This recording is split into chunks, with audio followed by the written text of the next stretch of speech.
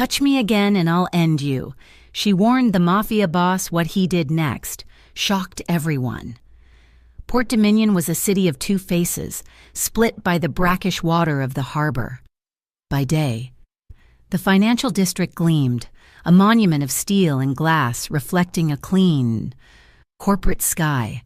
By night, that reflection was a lie, shattered by the neon bleeding onto the wet asphalt of the East Docks, where shadows held territory and cargo containers were currency.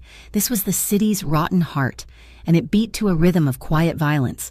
Riley Santos knew that rhythm better than most. At 27, her life was a grueling rotation between two stations of human misery. By day, she was an emergency medical technician, her uniform perpetually smelling of antiseptic and road grime. By night, she worked the dispatch lines for a private 911 call center, her voice a lifeline in the dark, just to keep the wolves of debt from the door. The student loans were a mountain, and her father's immigration lawyer cost more than a penthouse view. Her father, a quiet man from Cuba, now spent his days watching immigration news, his fate tangled in legal fees she was bleeding herself dry to pay. Riley was used to blood. She was calm in the face of violence, not because she was fearless, but because she couldn't afford to be anything else. This Tuesday night, the rain came down in solid, unforgiving sheets, turning the city into a watercolor of flashing lights and deep black alleys. The call was a shooting, Code 3, at a place that shouldn't have had one, La Sirena. Everyone in Port Dominion knew La Sirena. It was a high-end club that fronted the harbor, a place of velvet ropes and $500 a bottle service. And everyone knew it was a pristine, polished washing machine for dirty money. Riley slammed the ambulance into the curb, the heavy vehicle hydroplaning slightly. The scene was already compromised. Not by police, but by a silent, menacing wall of black. 3 Escalade SUVs, all black, all with windows so dark they looked like voids, were parked in a V formation, blocking the entrance. They wore no license plates, before her driver could even kill the siren. The door of the lead SUV opened. The man who stepped out didn't run through the rain. He seemed to command it to part for him. He was in his late 30s, tall, and wore a black suit of impossible quality, unadorned by a tie. His dark hair was slicked back, and his eyes, when they caught the strobing red and blue of her lights, were flat and assessing. This was the kind of man who was accustomed to giving orders and having them obeyed without question. This was Domenico Carli. His men, all built like refrigerators in bespoke suits, fanned out, creating a tight perimeter around something on the sidewalk. A body. "I need access," Riley yelled, grabbing her jump bag. "I have a GSW. I need to get to the patient." A mountain of a man, with a neck as thick as her thigh, simply put a hand up, not on her, just in her space. "Scene's not secure. Signorina." "I don't care," Riley snapped, her professional calm fracturing. She could see the man on the ground. He was bleeding, a dark, spreading stain on the wet pavement. "His pressure is dropping. I can tell from here. Get out of my way." She didn't wait for permission. She shoved the man's arm, a useless gesture against his bulk, and tried to push past. A hand closed on her upper arm. It wasn't rough, but it was absolute. It stopped her dead. Riley's head snapped toward the owner. It was him, Domenico Carli. He stood so close she could smell the expensive wool of his suit and the faint, clean scent of his cologne. His grip was just firm enough to be a manacle. Every light, every sound, every drop of rain seemed to stop. Riley's adrenaline-fueled anger instantly cooled, hardening into something dense and sharp. Her eyes, a dark, exhausted brown, lit with a sudden, contained fire. She didn't raise her voice. She didn't have to. "Touch me again," she said, her voice low, precise, "and carrying over the storm, and I'll end you." It wasn't a threat. It was a legal deposition. It was the clear, unwavering statement of a woman who had, in another life, sat on a witness stand and described, in chilling detail, what a man's hands had done. It was the sound of a promise she knew exactly how to keep.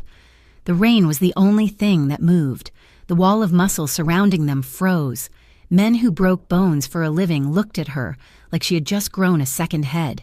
In Port Dominion, you didn't look at Domenico Carli. You certainly didn't speak to him. And you absolutely, under threat of being fed to the harbor crabs, did not threaten his existence. Domenico Carli smiled. It was slight, barely a quirk of his lips, but it was there. It was a smile of genuine, cold surprise. It was the look of a man who lived on a diet of fear and had just been served, for the first time in a decade, something new. Finally, someone not afraid. He released her arm, a slow, deliberate retraction. Then, without looking away from her, he gave a short nod to his men. Move. Like the waters of the Red Sea, the human wall parted. Riley didn't give him a second glance. She dropped to her knees beside the victim, her hands already moving, assessing, plugging, ordering. "I need pressure, a large bore IV, and get his legs up," she barked at her driver, who scrambled to help. She worked with a fierce, impersonal efficiency. Through it all, she felt his eyes. He didn't move. Domenico Carli stood in the rain, his black suit soaking, and watched her. He watched her hands, sure and steady. He watched her command the space, her voice cutting through the chaos. He watched her stabilize his man, a man whose life was, until 5 minutes ago, bleeding out onto the sidewalk.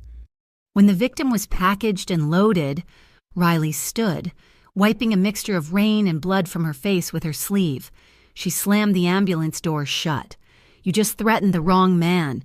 Santos," he said. His voice was soft, almost conversational, lacking any of the anger his men had expected. It was not a threat. It was a simple, factual observation, a recognition. Riley met his gaze, held it for 1, 2 beats, then turned and got into the cab.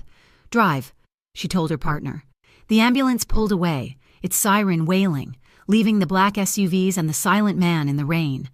Riley stared out the window, her heart finally hammering against her ribs. She let out a breath she'd been holding since the call came in, dismissing the encounter as just another Tuesday, just another night of predators and pavement in Port Dominion. She thought it was over. She didn't see the club's high-definition security camera, its lens protected from the rain, zooming in on her face.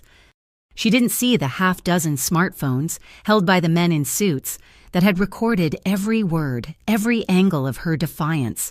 From that moment, Riley Santos, MT, was on Domenico Carli's radar. The shift ended with the flat, gray light of dawn. Riley drove her rattling sedan away from the gleaming towers of the financial district and toward the weary, brick-faced apartments of the East Dock. Her flat was small, the walls thin, the air perpetually laced with the smell of the harbor and the diesel from the container yards. She found her father, Luis, already awake in his worn-out armchair by the window, a fleece blanket over his knees. The television was on, muted, displaying a graphic about new immigration enforcement policies. He was a quiet man, with hands that were strong from a lifetime of working the docks, now clasped anxiously in his lap. "Mia," he greeted her, his voice soft. "You look tired." "Long night," she said, managing a weak smile. She kissed his forehead and went to the kitchen counter, where a stack of mail waited. On top was another crisp, white envelope from the law firm. "He call again," Luis just nodded, his eyes fixed on the television. "He said he needs more for the file, more proof of community contribution." Riley's shoulders tightened. She opened her laptop, logged into her bank, and stared at the numbers. The student loans were a constant drain, but the legal fees were a hemorrhage. She made the payment, watching her balance, already anemic, dwindle to almost nothing. This was her vulnerability, not a sick sister or a hidden weakness, but this decent, hard-working man who was being threatened with expulsion from the only home he had known for 40 years. This was the pressure point, the one that governed every double shift she ever took. Sleep was a brief, 4-hour dip into unconsciousness before she had to be at her second job, the private 911 dispatch center. Riley sat in the darkened room, headset on, her face illuminated only by the glowing grid map of Port Dominion. 911. What is your emergency? Usually, her shift was a steady stream of domestic disputes in the suburbs or medical alarms from the retirement communities up north. But tonight, something was off. The system, usually automatic, seemed to be prioritizing her for calls on the west side, a 3-car fender bender near the Harbor Bridge, a false fire alarm at a warehouse 2 blocks from La Serena, a non-emergency transport request from a hotel in Carly's territory. When she questioned her supervisor, the man just shrugged, not looking up from his own screen. System's just balancing the load. Santos, take the calls. Riley knew what a balanced load felt like. This wasn't it. This was targeted. It felt like an invisible string being tugged, pulling her focus, digitally, back to the scene of her confrontation. It was a subtle, unnerving reminder, we know where you are. We can reach you anywhere. The feeling of being watched settled under her skin, cold and invasive. When her shift finally ended after midnight, she walked through the mostly empty employee lot to her car. The night air was heavy, humid. Tucked under her driver's side windshield wiper was a single, stark white envelope. It was made of heavy, expensive cardstock that had resisted the night's humidity. Her heart hammered. This wasn't a flyer. She pulled it free. There was no name, no address. Inside, there was no letter. There was only a single, heavy black card, embossed with gold lettering, Ocean Prime Vault. Below the name, a line was handwritten in sharp, elegant silver ink. 7:30 p.m. Failure to arrive =, no guarantee of safety for your ambulance routes. Riley's blood ran cold, then hot. This wasn't an invitation. It was a summons. This wasn't a romantic gesture. It was a notification that she was now property, a piece on their board. Her immediate, violent instinct was to tear the card to shreds, to go to the police and tell them. What? That a mobster was manipulating her call center's software and leaving her cryptic notes. They would think she was crazy. She hated being controlled, but the threat was precise. Her ambulance routes, her 911 calls. If a gang wanted to black out a route to make sure no medical help arrived in their territory for a war, they could. And if they could do that, they could just as easily ensure she was the only one routed into an ambush. She was trapped. The next evening, at 7:25, Riley stood in front of Ocean Prime Vault. She wore her clean EMT trousers, boots, and a simple black blouse. She had refused to dress up for this command performance. A maitre d', whose face looked like it was carved from polished granite, didn't ask her name. He simply saw her, nodded once, and said, "This way, please." He didn't lead her to the main dining room, which glittered with the city's elite. He led her down a staircase, past the bustling kitchen, and through a heavy oak door into a private wine cellar. The air was cool and smelled of old wood, damp earth, and aging, expensive wine. Domenico Carli was sitting at a small, ancient tasting table, alone. There were no guards, no wall of suits, just him. He was dressed down, wearing a dark gray Henley that stretched across his shoulders and chest, making him look less like a CEO and more like the street-level brawler he likely was beneath the $1,000 suits. A bottle of red wine and 2 glasses sat on the table. "Miss Santos, please." He gestured to the empty chair. She remained standing. "I'm not here for dinner. What do you want?" His eyes, the same flat, assessing gaze from the rainy night, traveled over her, taking in her work clothes. A faint smile touched his lips, as if she had passed some unspoken test. "The man you saved," he said, his voice a low rumble in the quiet room. "He was one of my most important couriers. The Harbor Kings, the crew that hit him. They're getting bold. I was impressed. You weren't afraid." "I was working," Riley said flatly, her voice tight. "I don't get paid to be afraid. I get paid to keep people from dying. A quality I admire," he said. He leaned forward, lacing his fingers on the table. "Port Dominion is going to get hot. For the next 2, maybe 3 weeks. The Harbor Kings want a war. I intend to give them one. But war is messy. I want a trusted, independent medical professional near my base of operations. Someone who can handle trauma and keep quiet before the Federal District Crime Initiative gets involved." Riley stared. The FDCI. He had invented a federal agency on the spot. He was mocking her. "I want you," he stated simply. "You'll be compensated, of course. Handsomely. And in return, I can guarantee that no one from any agency ever bothers your father again." There it was. The hook, baited with the one thing in the world she couldn't protect. Riley's answer was immediate, ripped from her gut. "I don't do private medical for the Mafia." The silence that followed was heavy, absolute. Domenico tilted his head, a slow, evaluating gesture, like a predator sizing up prey that had just shown unexpected teeth. When he spoke again, his voice had lost all its polite, professional edges. "You saved one of my most important couriers," he repeated, his voice dropping, "while he was bleeding out on my doorstep. You think the Harbor Kings didn't notice who the city sent you? Think they didn't run your tags, find your name, see your face?" He stood up, not threateningly, but simply to close the small space between them. He stopped a few feet away. "You think I'd let my enemies, who now know your face, know your name, and know you saved my man, you think I'd let them know all that and not offer you my cover?" Riley's breath hitched. The cold, hard realization landed in her stomach like a block of ice. This wasn't a job offer. He wasn't trying to hire her. He was informing her that, whether she liked it or not, she was already in the game. His enemies had seen her. To them, she was already his. It was too late to get out. She had refused his offer, or rather, his command, and had spent 3 days in a state of heightened, agonizing awareness. Every car that followed her sedan for more than 2 blocks, every unfamiliar face in the dispatch center, every crackle on the EMT radio made her skin prickle.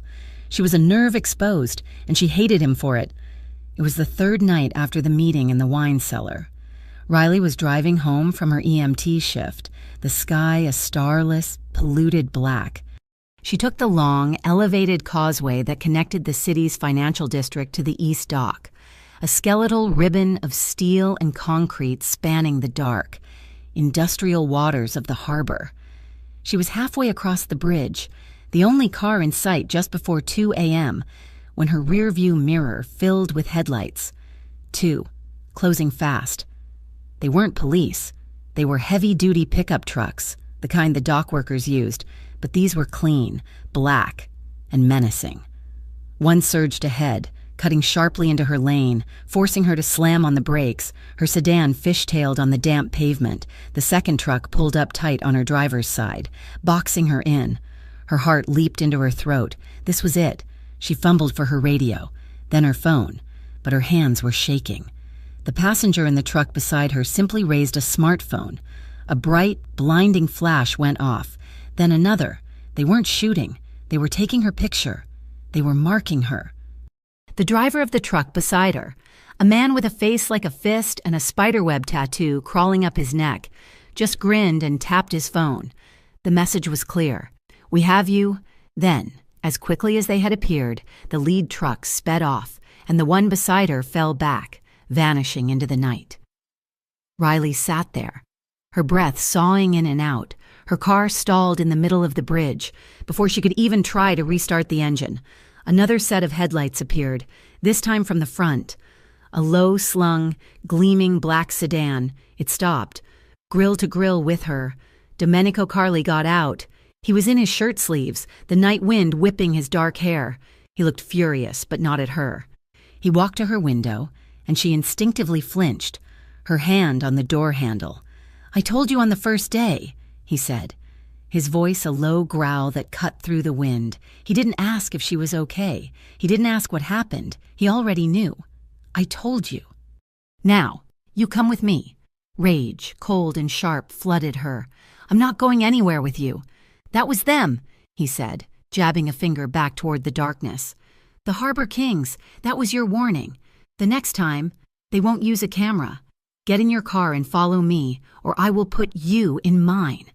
She hated him. She hated his control, his quiet certainty, the fact that he was right. She turned the key, her engine sputtering to life. She followed his taillights off the bridge and into the labyrinth of warehouses that made up his territory. He didn't take her to a shadowy, hidden safe house.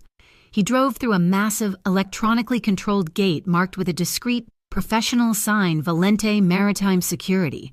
It was a converted shipyard warehouse, all brick and reclaimed steel, lit by tasteful, modern lighting. It was a functioning, legitimate-looking business. Inside, the main floor was a massive, open-plan office space mixed with a garage for his fleet of black cars. He led her to a state-of-the-art infirmary, a 2-bed medical room that was better equipped than the ER base she'd just left. There were meeting rooms, a professional kitchen, and upstairs, private sleeping quarters. "You're the new medical liaison," he said, as if offering her a corporate coffee. "That's not a real job." "It is now," he said, turning to face her. "You will be on call. Here. Whenever you are not at your other shifts, you will treat my men when they are injured. You will be seen coming and going. You will be seen under my protection, and in return, you will stay protected." He was keeping her in his sight, a prize he was displaying to his enemies to show she was his. His men were not welcoming. They looked at her with suspicion, their expressions ranging from mild curiosity to outright hostility. She was the civilian, the woman who had barked at the boss. For the first few days, she sat in the infirmary, stocking shelves, reading medical journals, and pointedly ignoring the tense, violent energy of the building. The change came on a Friday night. Shouts echoed from the garage, and 2 men burst in, carrying a third. The man was pale, gasping, a small, neat hole in his chest. "He can't breathe," one of them yelled, panic in his voice. Riley took one look. "Sucking chest wound, lungs collapsing, get him on the table. Now." She moved with terrifying speed, grabbing a large-bore needle and a flutter valve. She palpated his ribs, found the spot, and without hesitation, drove the needle into his chest. There was a hiss of air. The man gasped, a deep, shuddering intake of breath. He was still in bad shape, but he wasn't dying. Not anymore. She barked orders. "Get the oxygen. I need a line, wide open, and someone call his blood type. He needs a real hospital, but this will keep him alive until you can get him there." The men, who had been frozen in awe, scrambled to help. The hostility in the room was gone, replaced by a grudging, profound respect. The tension with Domenico, however, only grew. He would watch her, often from the doorway of the infirmary, his presence a heavy weight in the room. He never spoke, just observed. One evening, she was working on a man with a deep laceration on his arm, a knife wound. She was focused, leaning in close to clean it. Her light jacket, which she wore over her scrubs, gaped open, the fabric just centimeters from the pooling blood on the table. From behind her, Domenico moved. He didn't say her name. His hand simply came up, his fingers brushing the fabric of her jacket, intending to hold it back, to keep it clean. It was a simple, thoughtless, almost gentle gesture. Riley reacted like she'd been struck by a snake. She dropped her tools and slapped his hand away, not a tap, but a hard, stinging swat that echoed in the quiet room. "I told you," she hissed, her entire body rigid, her eyes blazing with a white-hot, disproportionate fury. "Touch me again and you are done." The wounded man looked on, wide-eyed. Domenico didn't flinch. He didn't get angry. He simply held his hand, mid-air, and stared at her, his expression unreadable. He held her gaze for a long, silent moment, and in his eyes, she saw something click. It was a look of sudden, dawning comprehension. He wasn't looking at a defiant woman. He was looking at a set of ironclad rules, rules that had been written in pain. He was realizing, in that moment, that her threat on the bridge wasn't a moment of adrenaline. It was a foundation. It was the core of a promise she had made to herself, forged in a past he couldn't see, a past where she had watched her mother endure a man's hands and had sworn it would never, ever happen to her. He slowly, deliberately, lowered his hand. He shifted his tactics.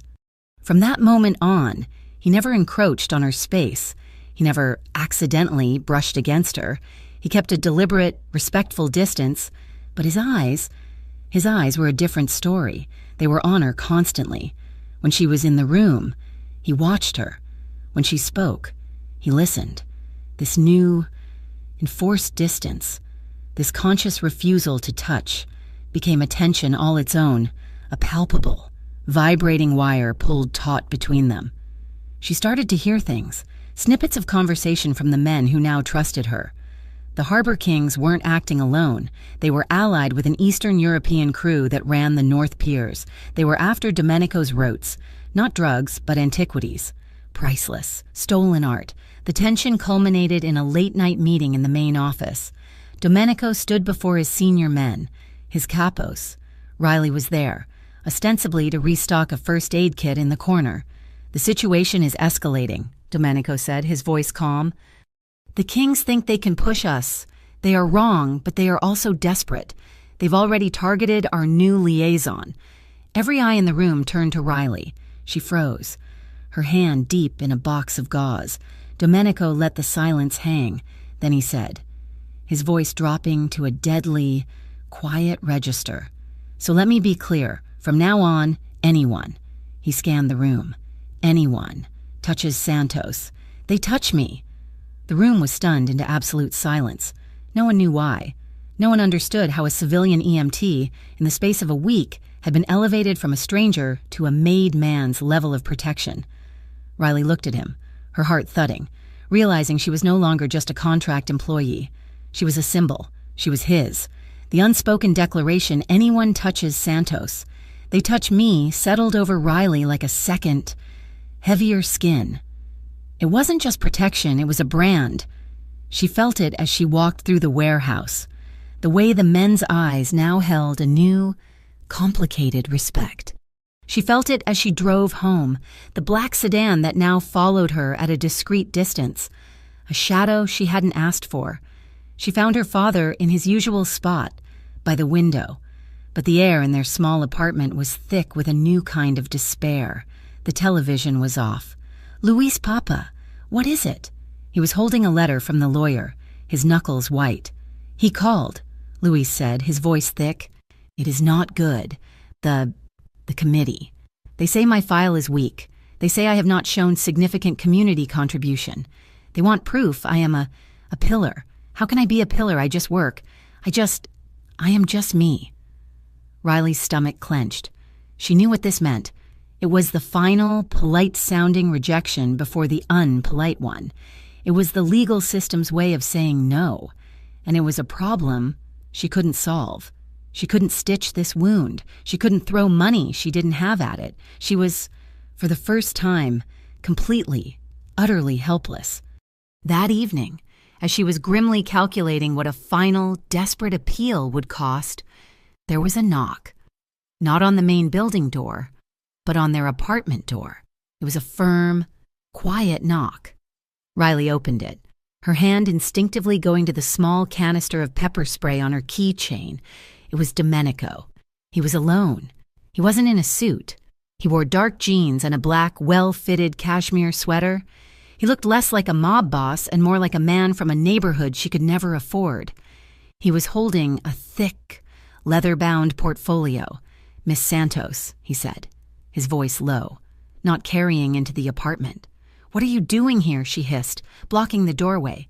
"I brought something," he said, ignoring her anger. He held out the portfolio. "For your father's file." She snatched it from him, her hands trembling with rage. "You think you can just—" "Papa," Luis called from his chair. "Mia? Who is it?" Riley opened the portfolio, intending to throw it back in his face. It was full of documents, thick, official-looking papers. There was a certificate of volunteer service from the Port Dominion Community Soup Kitchen, dated back 3 years, complete with a signed letter from the director. There was a commendation from the impossibly Port Dominion Port Security Committee, thanking Mr. Luis Santos for his invaluable, unpaid services as a Spanish-English translator during a 2019 dock incident. It was all flawless. It was all a complete, beautiful, perfect lie. "You can't buy me," she whispered, her voice shaking. "I'm not trying to," Domenico said, his eyes on her. "I'm solving a problem you can't—" Luis, her father, had gotten up and was walking to the door. He He saw the tall, dark-haired man standing in his doorway, saw the portfolio in his daughter's hands, and then he saw the look in the man's eyes as he looked at Riley. Luis, who had seen a lifetime of human nature on the docks, understood everything in an instant. "Mija, let the man in," Luis said, his voice calm. Domenico stepped inside, nodding respectfully to her father. "Mr. Santos, you brought these?" Luis asked, his eyes wide as Riley, in a daze, handed him the papers. He read the first one, then the second.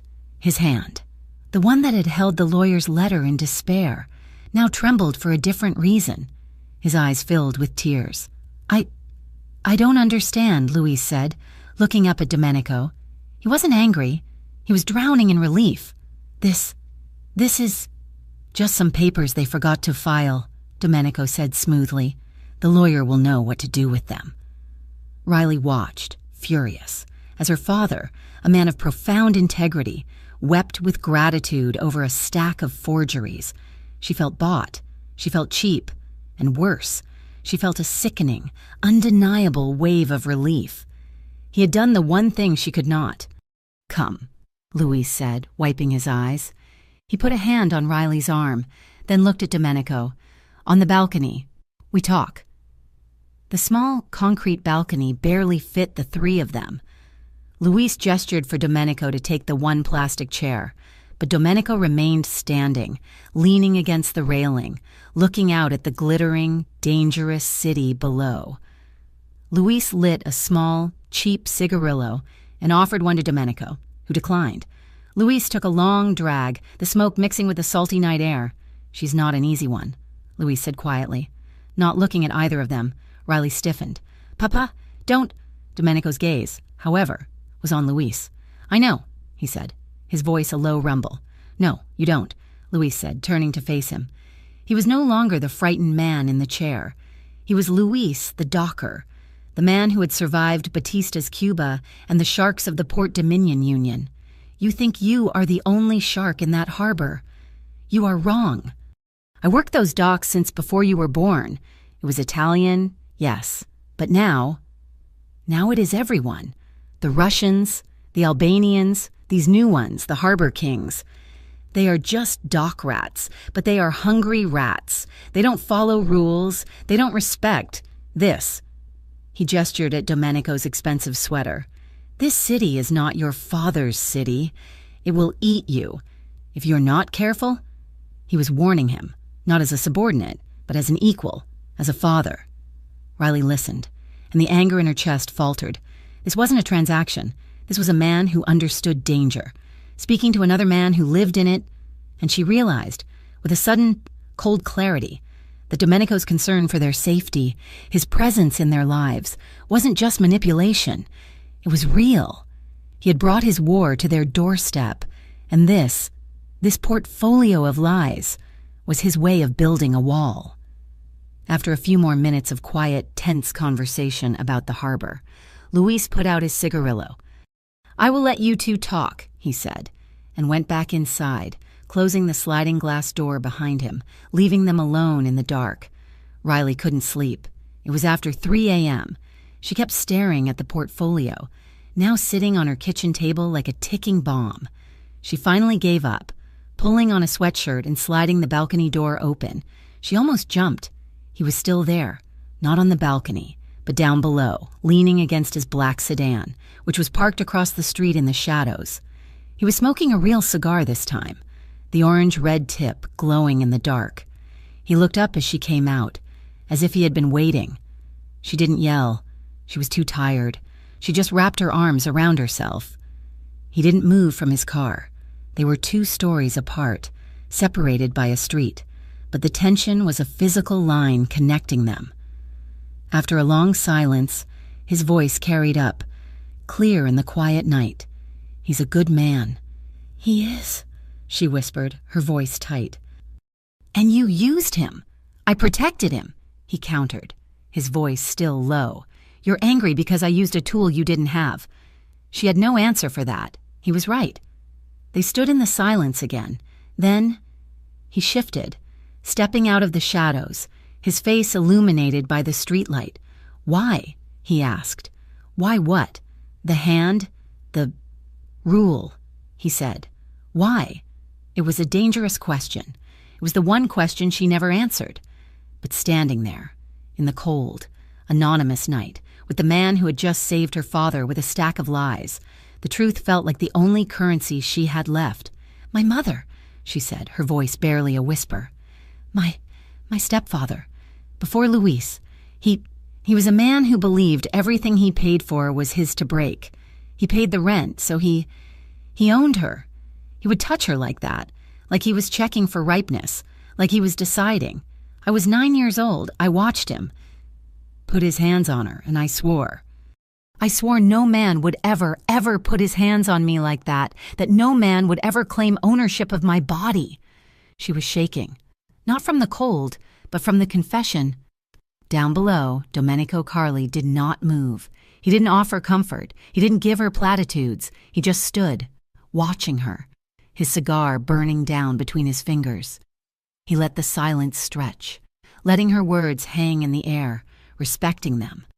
When he finally spoke, his voice was different. It was rough, and it held a note of something she had never heard from him.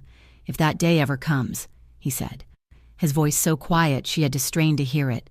"If you ever grant that, I will not touch you like I own you." He paused, and his next words seemed to be torn from him. "I will touch you like it's a privilege I've earned, not a right I've taken." That was the spark. He had taken her pain, her one absolute rule, and instead of trying to break it, he had just validated it. He had made it the new law. From that moment, any intimacy between them would not be about surrender. It would have to be about permission.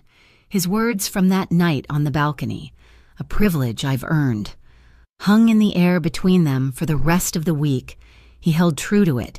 He kept his distance, but his eyes were a constant, searing presence. The fragile, unspoken truce, however, was never meant to last in Port Dominion. War came on a Saturday night. The Harbor Kings, in a brazen, desperate move, didn't hit a convoy or a warehouse. They hit the fueling station that serviced Domenico's entire fleet of maritime security vehicles. It was a crippling, symbolic strike. Riley, who had been on shift at the Valente warehouse, was thrown into a hellscape of diesel smoke, shouting men, and the acrid smell of burning oil. The attack had been fast, a volley of automatic fire from a passing boat, followed by a secondary explosive. 3 men were down. Not just injured, but critically wounded. She was working in pure, cold triage mode. "This one's critical," she yelled over the rising chaos, her hands deep in the chest cavity of a man who was bleeding out on the concrete. "I need pressure here. Now, and you." She pointed to another man clutching his arm. "You're not dying. Go help him." The air was thick with smoke. She was on her knees, her focus narrowed to the single life under her hands, unaware of the new, more personal threat. High on a gantry crane 200 yards away, a man with a rifle looked through his scope. He bypassed the running, armed men. He bypassed the target-rich environment of the garage.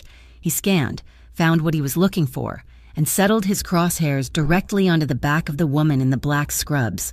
He'd been given his orders, hit Carli where it hurt, and the boss's new pet EMT was the softest target he had. Domenico saw it. He wasn't even sure what he saw. Just a glint of red light, a laser dot, flashing off a piece of medical equipment near Riley. It was on her, then off, then on again. He didn't shout a warning. There was no time. He was 20 feet away. He moved. Riley only knew that 1 second she was packing a wound, and the next, the world exploded. A force like a freight train, all muscle and momentum, slammed into her from the side. It wasn't a push, it was an abduction. Domenico Carli hit her at a full, desperate sprint, his shoulder connecting with hers, his arm wrapping around her waist like a steel band. He didn't slow down.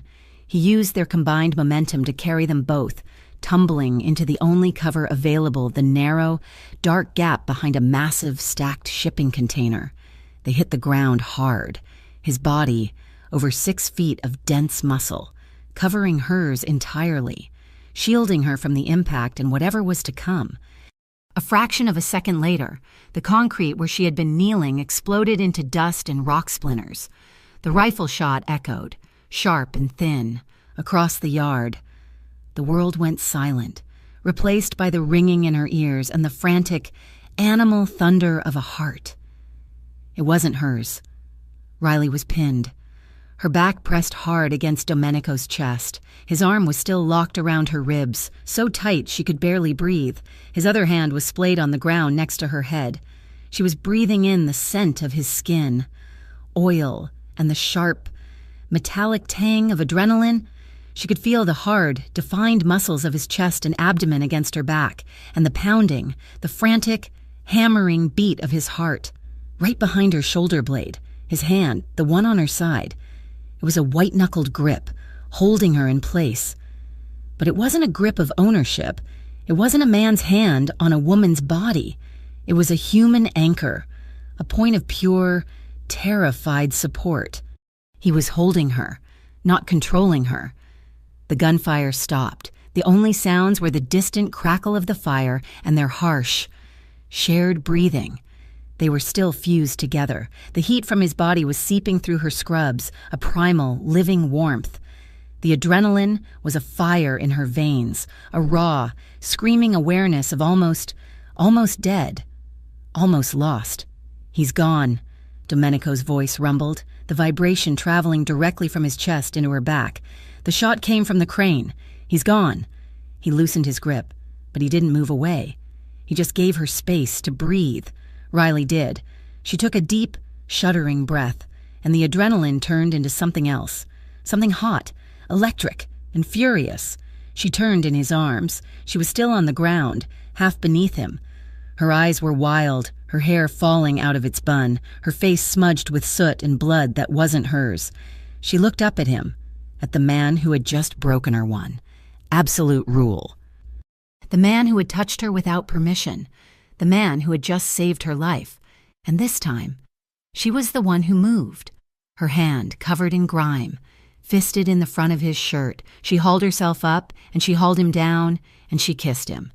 It was not a gentle kiss. It was not a thank you. It was a collision. It was the desperate, frantic kiss of a person who had just been dragged back from the brink of death. It was angry, and it was deep, and it was a raw, unfiltered claim. It was all the fear, all the tension, all the rage of the last few weeks, all focused into one single, defiant, desperate act. Her mouth was hard against his, a release of all the pressure that had been building since the night she first threatened his life. Domenico froze for a single beat, a statue of pure shock. And then he responded. It was not a taking. It was a surrender. His mouth, which was so hard and unyielding in the rest of his life, softened against hers. He met her fury, not with his own, but with a deep, consuming presence. His hands, which had been braced on the ground, came up. One hand slid into her messy hair, cupping the back of her head, holding her steady, his thumb tracing a line along her jaw. The other hand found her waist, his grip firm, pulling her impossibly closer. He was, in every sense of the word, reciprocating the privilege. His body language screamed it, "I am here because you chose this." It was too much. It was gunpowder and adrenaline and a deep, terrifying fall. Just as the kiss deepened, just as her hands moved from his shirt to his neck, just as it was about to spiral out of control, he broke it. He pulled back, just inches. Their foreheads rested together. His eyes were closed. His breathing was as ragged as hers. "I don't want," he said, his voice a low, rough rasp. "Our first kiss to smell like gunpowder." He opened his eyes, and a small, broken, half-laugh escaped him. Or diesel. That night, after the wounded were gone and the fires were out, he found her in the infirmary. She was cleaning, her hands shaking so hard she could barely close a bottle of antiseptic. He didn't speak. He just walked to her, took the bottle from her trembling hand, and set it down. Then he waited. She looked at him, and the permission was in her eyes. He led her upstairs to his office, the one with the wall of glass that overlooked the dark, sprawling harbor. He didn't turn on the lights. They stood in the blue-black glow of the container yard. This time, it was slow. There was no adrenaline, just a thick, heavy, undeniable pull. He didn't cross the space. He let her. She took the 2 steps that separated them, her eyes never leaving his. She placed her hand on his chest. His heart was beating, fast and steady. Under her palm, this was her choice. Riley, he whispered, her name a prayer and a question. She silenced him by rising on her toes and kissing him. This kiss was everything the first one was not. It was slow, it was deep, it was questioning. His hands came up, not to her head but to her back. One hand splayed low, just above her hip, the other between her shoulder blades, pulling her flush against him.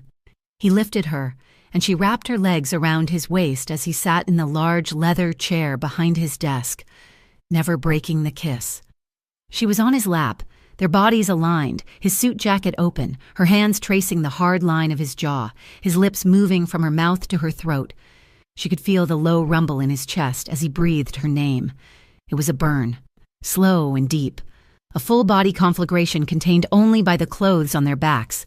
His control was palpable. His hands roamed, but they were gentle, strong, tracing the line of her spine, his fingers tangling in her hair, his touch a map of reverence. Riley pulled back, breathless, her forehead resting against his. She finally understood. This man, who could unleash such violence on the world, was a fortress of absolute restraint. With her. And that, she realized, made him infinitely more dangerous to her than any man with a gun. They didn't speak. They didn't declare anything. They just sat in the dark, overlooking the city, their breathing slowly returning to normal. The bond between them, forged in a threat and sealed in fire, had now irrevocably changed. The intimacy of that night in his office left an invisible mark on them both. It was a silent, gravitational pull, but in the cold light of the warehouse, where loyalty was currency and secrets were weapons, it also made Riley a target of a different kind of scrutiny.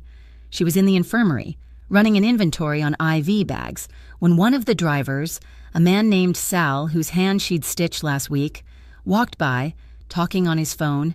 He was speaking in a low, casual voice, clearly not on a business call. "No, I gotta do the airport run," Sal was saying, his back to her. "Can't do dinner. Merrick's got me on the south route." "Yeah, after Santos clocks out from her EMT shift. He's got her schedule locked down tight. Only the boss and Merrick know when she's on the grid or off." Riley's hands stilled on the plastic-wrapped bag. Only the boss and Merrick know. Sal wasn't just making small talk. He was repeating, verbatim, a detail about her movements, a detail that was supposed to be the most guarded secret in the entire operation. Her schedule was the key. It was the one thing that told the Harbor Kings when she was a protected liaison and when she was just a regular, vulnerable EMT. She didn't confront Sal. She didn't let her expression change. She waited until he was gone, then walked straight to Domenico's glass-walled office.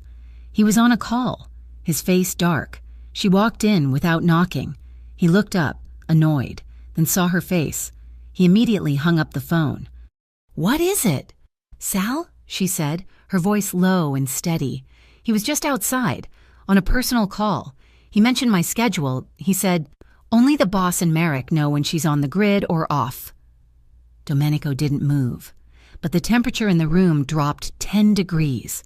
His eyes, which had been so warm and reverent in the dark, became flat, calculating pieces of obsidian. He was processing the implications. Merrick, his head of security, the man who designed the routes. He was repeating something he overheard, Domenico said more to himself than to her, which means someone is talking too freely. Or, Riley countered, Merrick is the leak, and he's getting sloppy, and his men are repeating what he says. Domenico stared at her, a new, cold respect in his eyes. He didn't question her. He didn't dismiss her. He picked up his desk phone and buzzed his assistant. "Shut down all route logs, effective immediately. I want a full system diagnostic on the server. And get me the last 72 hours of security footage from the garage. All angles." He hung up and looked at her. "You did good." He was already mentally at war, calculating, hunting the traitor in his own house. The suspicion of a mole made the entire warehouse feel brittle. But Riley's world was about to crack on a different front. She was at Port Dominion General 2 days later, dropping off a non-critical patient from her regular EMT route. It was a clean, normal shift, one she had insisted on taking to maintain a semblance of her old life. She was in the hospital cafeteria, grabbing a stale coffee, when a woman in a beige pantsuit sat down across from her. The woman was in her 40s. With sharp, intelligent eyes and a no-nonsense haircut, she didn't look like a cop. She looked like a very competent, very tired accountant. "Riley Santos," the woman said. It wasn't a question. Riley's hand tensed on her coffee cup. "My name is Special Agent Leah Cho," the woman said, her voice quiet. "Just for the two of them. Federal District Crime Initiative." Riley's blood ran cold. The fake agency. But this woman was terrifyingly real. "We know you're in Carly's orbit," Cho continued, stirring a packet of artificial sweetener into her own coffee. "We've seen the car that follows you. We saw you at La Sirena. We saw you at the fueling station firefight. You're involved." "I'm an EMT," Riley said, her voice tight. "I treat the injured. That's all." "That's not all," Cho said, and she smiled, a thin, humorless expression. "Look, Miss Santos, I'm not here to jam you up. You haven't broken any laws. Yet. I'm here to offer you an opportunity. You're a citizen. You're in a unique position to help us clean up this city. You want me to be an informant. We want you to be a witness to what you've already seen," Cho corrected. "And in return for your cooperation, your father's deportation file." Riley's breath hitched. "We know all about it," Cho said softly, her sharp eyes softening with a calculated sympathy. "We know about the lawyer, the bad hearings. It's a tough situation, but files get prioritized, and they can also get deprioritized. We make a call. His file goes to the bottom of a very, very tall stack. It doesn't get looked at again. Not for 10 years. Maybe not ever. He's safe. Legally." It was a vice. A clean, legal, permanent solution for her father, an end to the anxiety, the legal fees, the constant threat. All she had to do was betray the man who had just saved her life, the man who had protected her father, the man who had, in the dark, touched her like she was priceless. She was trapped. That night, she couldn't go to the warehouse. She couldn't face Domenico. She went home, her mind a warring, agonizing mess. She found him waiting, his black sedan parked in the shadows across from her apartment, just as he had been that other night. She walked straight to his car, her heart pounding a sick rhythm. He got out as she approached. "You've been avoiding me," he said. It wasn't an accusation, just a fact. "I'm trying to think," she said, her voice breaking. She was desperate for a third option that didn't exist. "Domenico, this is getting too hot. The feds, they're everywhere.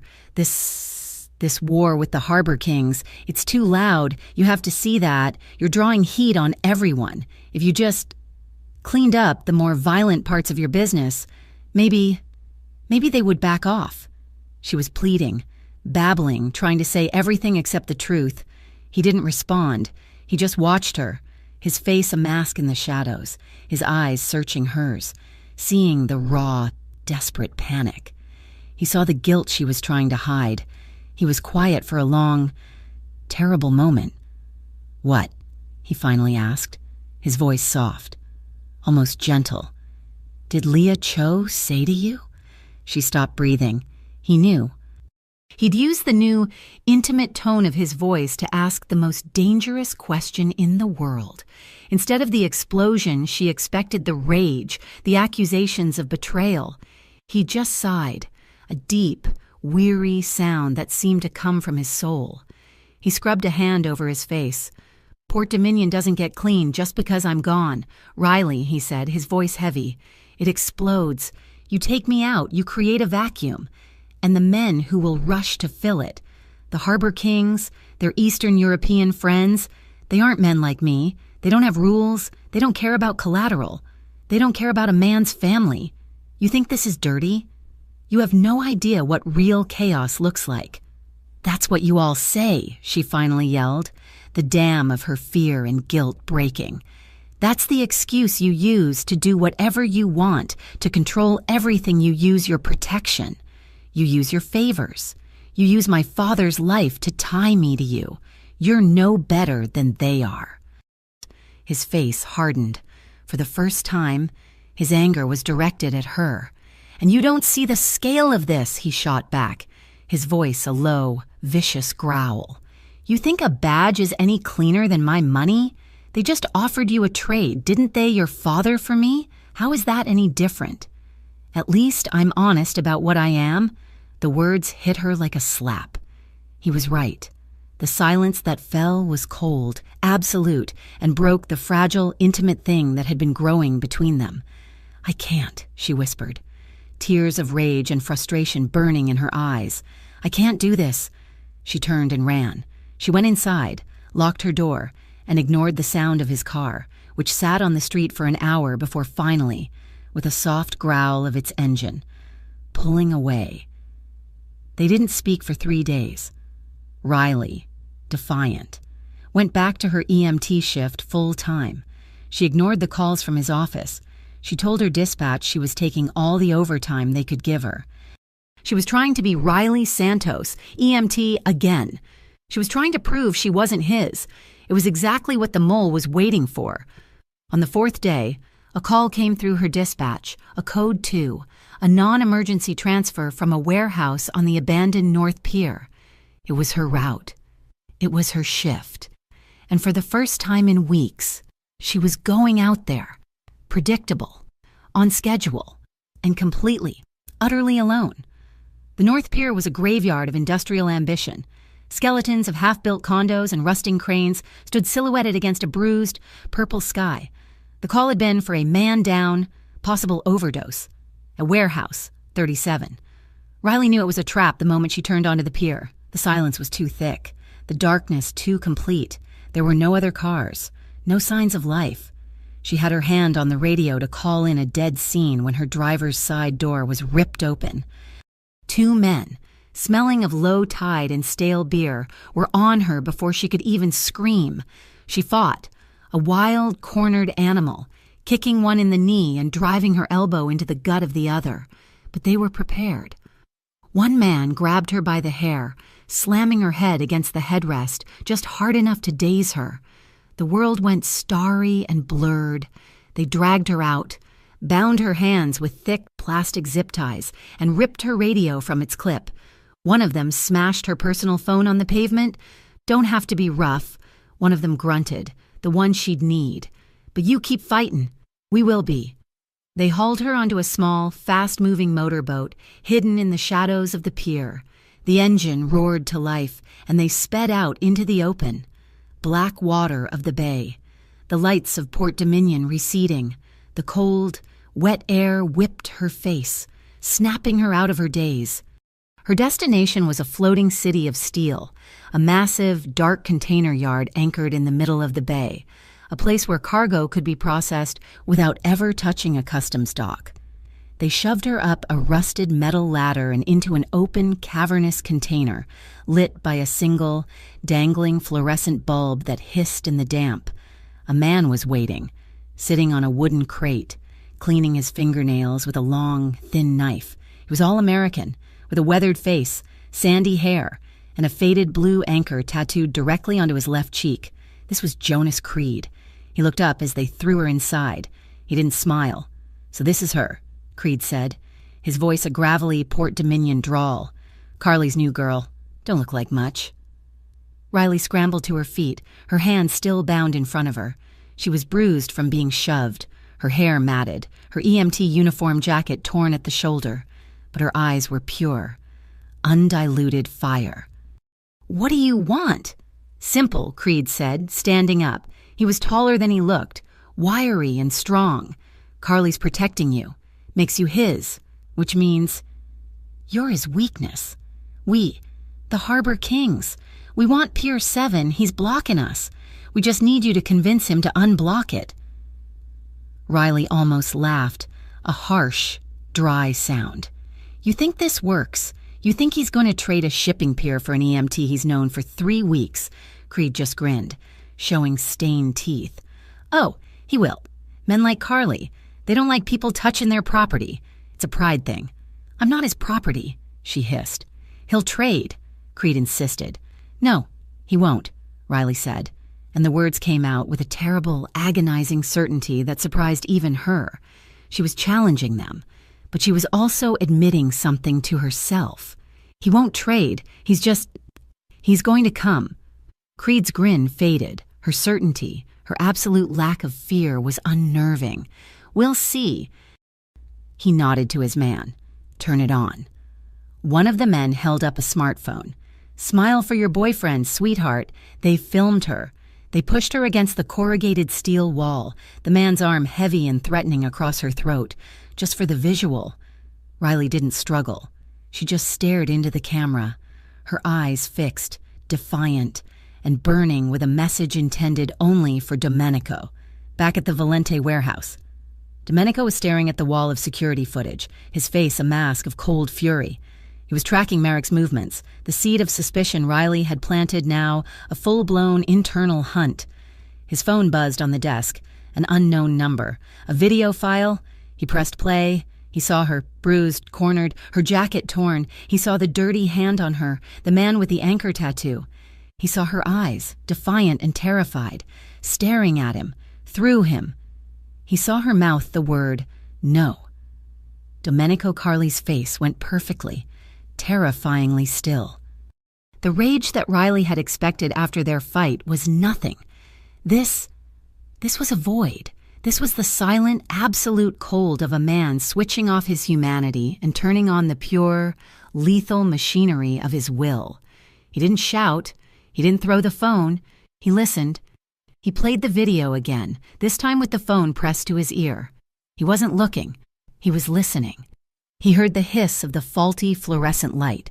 He heard the specific two-tone blast of a foghorn from the outer channel. He heard the wind, a high-pitched whine, meaning they were exposed, high up or in the open water. His office door opened. His second-in-command, an older man named Vinny, was pale. Boss, Vinny said, holding a single sheet of paper. You were right, the phone records, the new bank deposits. It was Merrick. He sold her schedule. He sold her to the Kings for 50 grand. Domenico didn't look up from his phone. Where is he? Garage. He's about to leave. He's running. Domenico stood. He walked out of his office, down the stairs, and onto the main floor. The warehouse went silent. Men stopped working, their eyes following the boss. Merrick was at the door of his car, a gym bag in his hand. He saw Domenico, and he froze. All the color drained from his face. Domenico didn't run. He just walked. A slow, deliberate pace. Across the concrete floor, he stopped in front of Merrick, who was shaking so hard he dropped his bag. Domenico looked at his head of security, the man he'd trusted for a decade. He was so quiet. The men 10 feet away couldn't hear him. You sold my people, he whispered. He didn't need to do anything else. Vinny and 2 other men grabbed Merrick, pulling him back from the door, back into the shadows of the warehouse. The resolution was silent, swift and absolute. Domenico turned and walked back to his office, his face unchanged. He sat at his desk and made a call, not to his men. Agent Cho, he said, when the line picked up. Leah Cho was silent. You want to clean up the harbor? Domenico said, his voice flat and all business. Jonas Creed and the Harbor Kings, they're at the offshore container yard. All of them. They have something of mine. I'm going to get it. I'm going to wipe them out. I'll do your job for you. What's the trade, Carly? Cho asked, her voice wary. I clear the board. I take out the most violent, unpredictable trash in this city. You don't touch Santos. You don't touch her family. Her father's file becomes a non-issue permanently, and your team arrives at the container yard after I'm gone. There was a long pause. This was the biggest bust of Leah Cho's career. All the credit, none of the danger.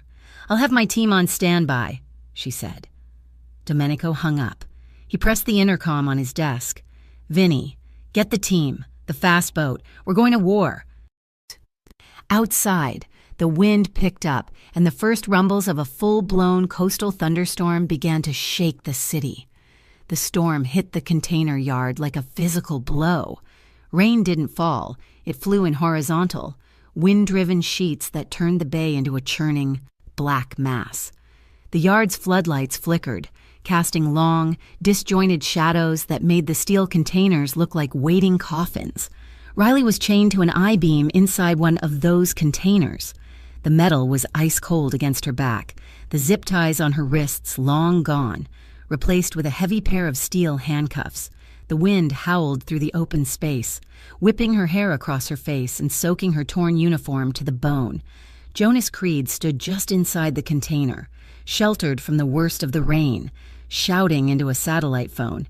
"He's coming. He'll be at the South Dock. Get the welcome party ready, and make sure the package is visible." One of his men, the one with the spiderweb tattoo, grabbed Riley by the hair and dragged her to the opening, forcing her to stand where the flickering lights hit her. "He wants you visible, sweetheart." Riley stared out into the chaos, her body shaking from cold and a deep, rattling fear, not just for herself, but because she had, in her anger and pride, walked right into this. She'd been so stupid. Creed was planning an exchange, an ambush. He expected Domenico to come in low from the main dock, ready to negotiate. He never expected him to come from the sky.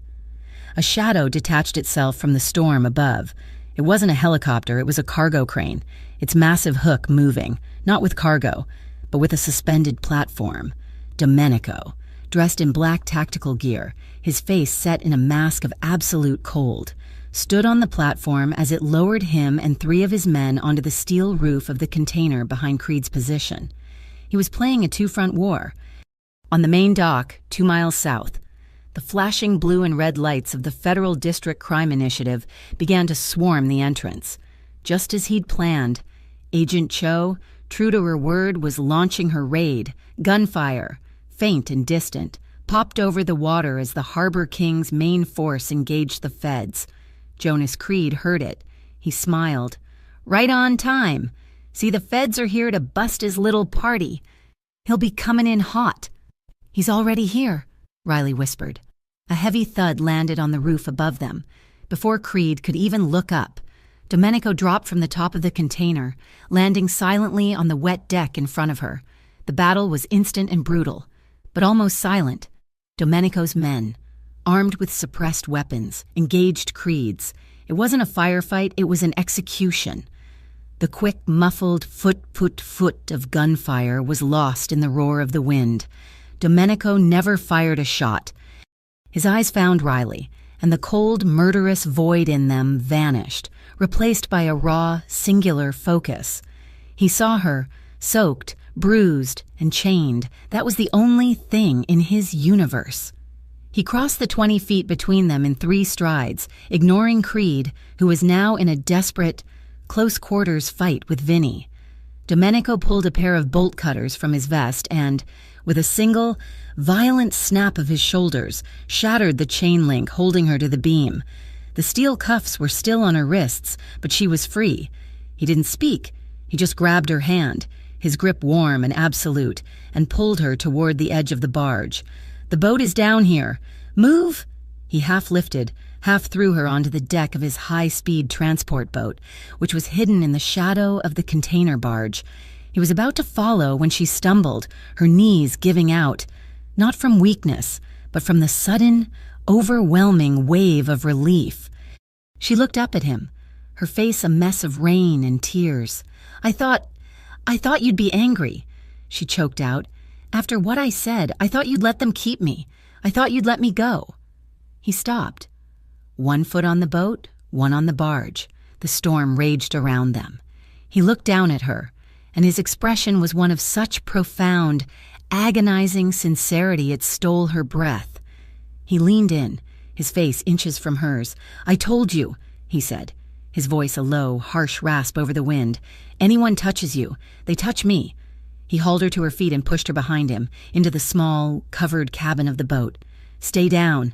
He pulled her close for one desperate second, his arm a steel bar across her back, his face buried in her wet hair, shielding her with his own body from the stray bullets coming from the FDCI raid.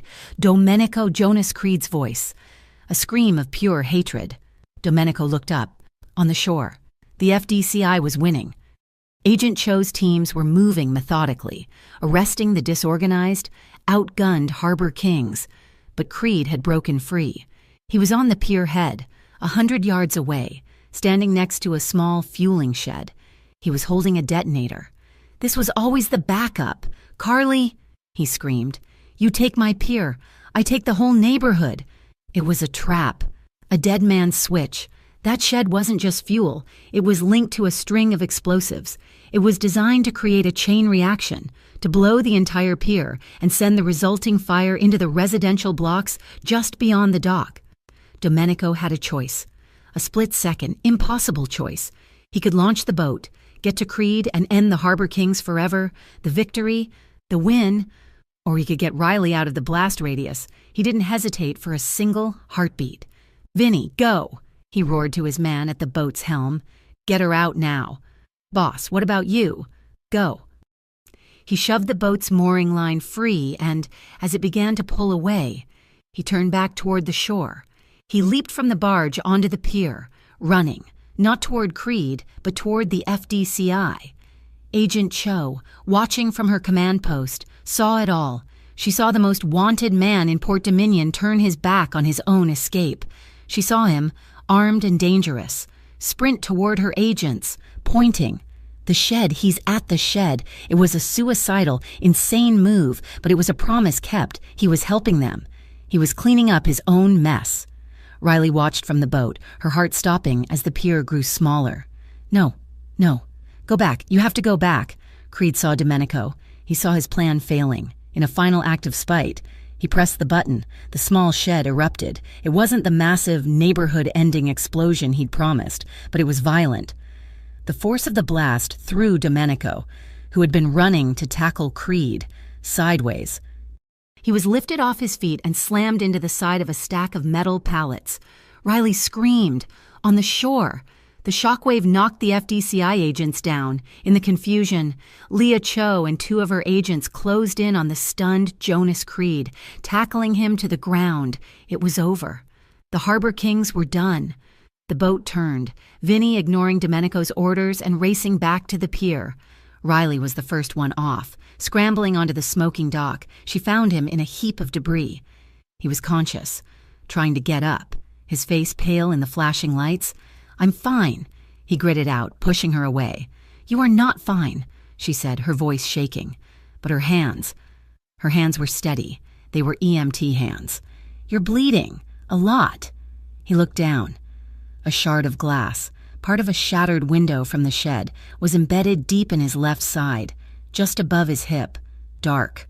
Arterial blood was soaking through his black gear, pooling on the wet concrete. "Don't," he ordered, his voice weak. "Don't touch me. Not here. Not with them watching." Agent Cho was walking toward them, her face grim, her gun still holstered. Riley looked at him, then at the approaching federal agent. She ripped a piece of her own torn shirt and pressed it, hard, against the wound.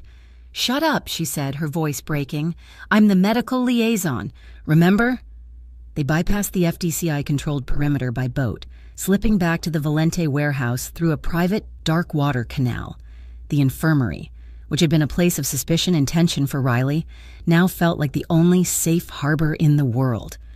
Domenico was sitting on the edge of the medical examination bed, his black tactical gear cut away, his side exposed. The shard of glass was gone, pulled out on the dock by his own hand, but the wound was deep, a ragged 4-inch gash that was still weeping blood. Riley was preparing a suture kit. Her hands, the same hands that had been rock steady while working on a collapsed lung, were trembling. The light tremor made the sterile tray rattle. This was not an anonymous patient. This was not a man she could detach from. This was the man whose heartbeat she had felt against her back, the man who had turned his back on his own escape for her. He was watching her, his face pale and tight with pain, but his eyes were sharp. "Your hands are shaking," he said, his voice a low rasp. "Be quiet," she replied, her voice tight, not looking at him. She dipped a cloth in antiseptic and pressed it to the wound. He hissed, a sharp intake of breath, but didn't move. She cleaned the wound, her movements becoming more practiced, the tremor subsiding as her training took over. He sat in silence, just watching. His gaze was heavier than his touch had ever been. "You had a chance," he said, his voice quiet. She stopped, needle holder in hand. "What?" "On the container barge.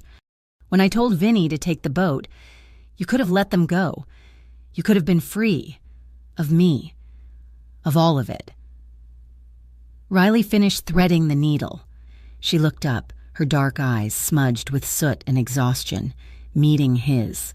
"That's the difference between you and them," she said, her voice low and fierce. "The Harbor Kings didn't get to decide when I was done with you. I get to decide. If I'm going to leave you, I'll be the one to do it, not some piece of trash with a boat." The air in the small, sterile room crackled, the tension that had been building, the adrenaline, the shared danger, the argument, the rescue. All of it coalesced into a single, sharp point. He had seen her bleed. She was seeing him bleed. The polite distances were gone. He just stared at her, and a slow, almost painful smile touched his lips. She put the needle down.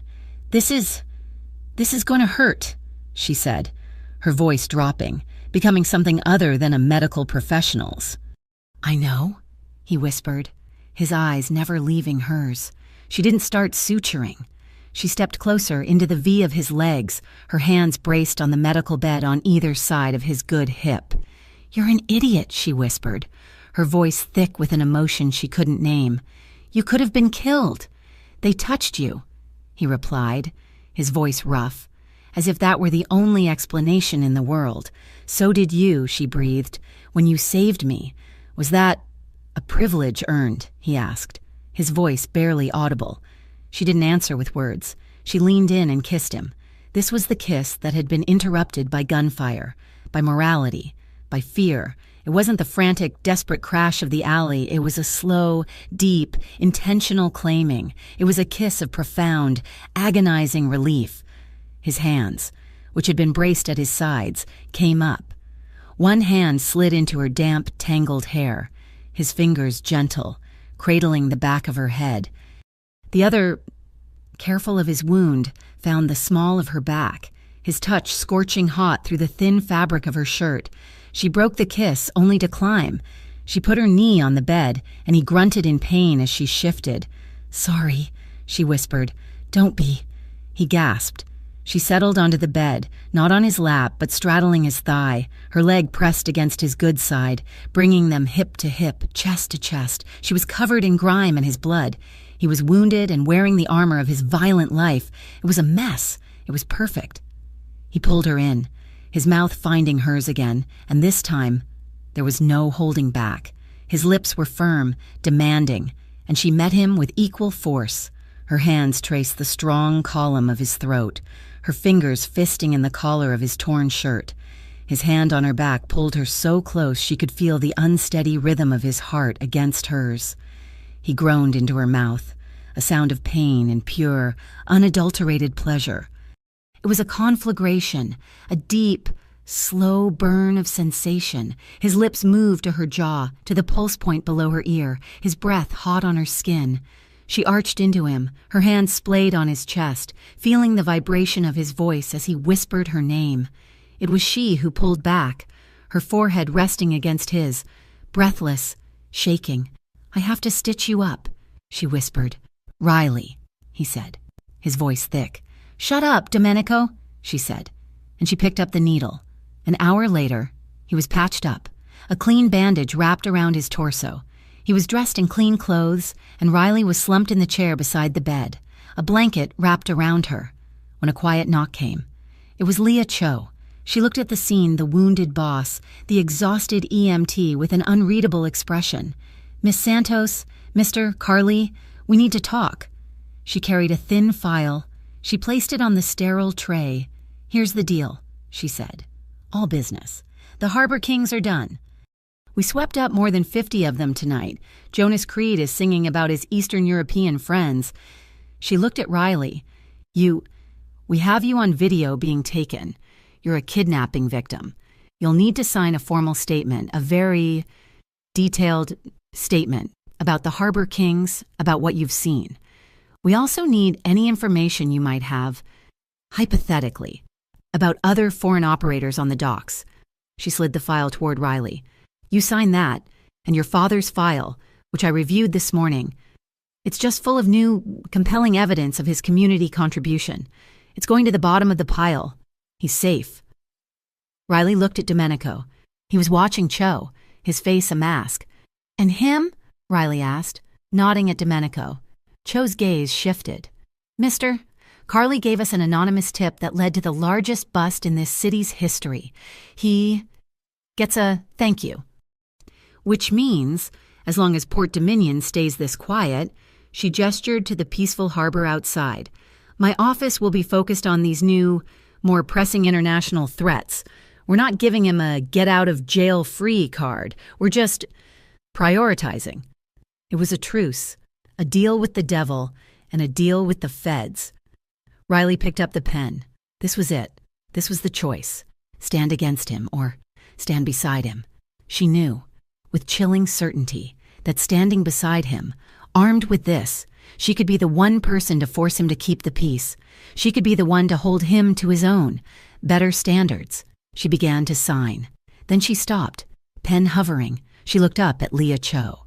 Just so we're clear, I'll sign this. But if you, or your office, or anyone ever uses this, or his protection of me, to pull him down, I'll go to every newspaper, every television station, and I will tell them exactly how the FDCI used a civilian to do their dirty work and then betrayed the man who handed them the win. I will make this night a PR nightmare you will never wake up from. Leah Cho's sharp face broke into a small, genuine smile. We're not that stupid, Miss Santos. Riley signed the last page. Cho took the file and left. Silence descended. Domenico was watching her, his expression a mix of awe and something she couldn't, or wouldn't, name. Why? He asked, his voice rough. Why did you sign why that last part? Riley stood up, walked over to him and looked down at the man who had, in the span of a few weeks, turned her entire life upside down. Because, she said, placing her hand on his uninjured shoulder, now I have leverage, on them and on you. She leaned in close, her voice a whisper. You don't get to push me away again, Domenico. You don't get to decide, for my own protection, that I'm not in this. From now on, we're in it together. He looked at her, at this incredible, infuriating, brave woman. He saw his partner. He saw his equal. He smiled, a slow, genuine smile, and then he did the most intimate thing he could have done. He reached up, his hand gentle, and kissed her on the forehead. It was a seal, a promise. They were, in every sense of the word, partners in crime. 3 months passed. A strange, uncharacteristic quiet settled over Port Dominion. The Harbor Kings were not just gone, they were a footnote. Their organization shattered, their members swallowed by the federal prison system. Agent Leah Cho, having made the biggest bust of her career, was now using her new political capital to chase the Eastern European crews Creed had sold out. The FDCI was, as promised, too busy for one Italian-American businessman, and Valente Maritime Security, in the absence of a street war, began to expand. More of its business became legitimate. The routes for antiquities grew quiet, replaced by actual, taxable cargo. Riley went back to her life. She finished her EMT shifts, she worked her dispatch hours, and she visited her father, whose legal status was now, miraculously, rock solid, but 2 or 3 nights a week, she would drive her sedan to the warehouse, which no longer felt like a prison. She would walk in, and the men, the same men who had once looked at her with suspicion, would nod. Evening, Miss Santos. She would find Domenico in his office, the glass wall overlooking the now peaceful harbor. Their relationship had no name. They were not dating. He was not her boyfriend. She was not his mistress. They were two people who, having been forged in the same fire, now found the rest of the world a little too cold. The peace, of course, was an illusion. It was just a different kind of war. The new threat didn't come from a boat. It came from a press conference. A city councilman, a man named Peters with a plastic smile and ambitions for higher office, decided to take credit for the Harbor King's removal. He announced a new special commission on port crime with public hearings. His stated goal to finally sweep out the last vestiges of organized crime, and his target was clear. He was aiming directly at Domenico Carli, in his office.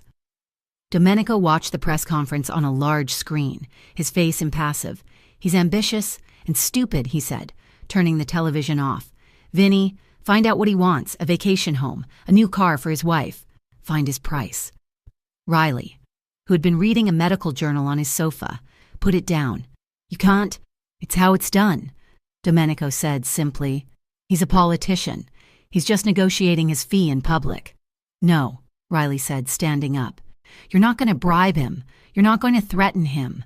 That's the old way. That's the version of you that causes the firefight." Domenico turned, a flicker of the old world boss in his eyes. "And what do you suggest, Riley? We let him drag my name and yours through a public hearing.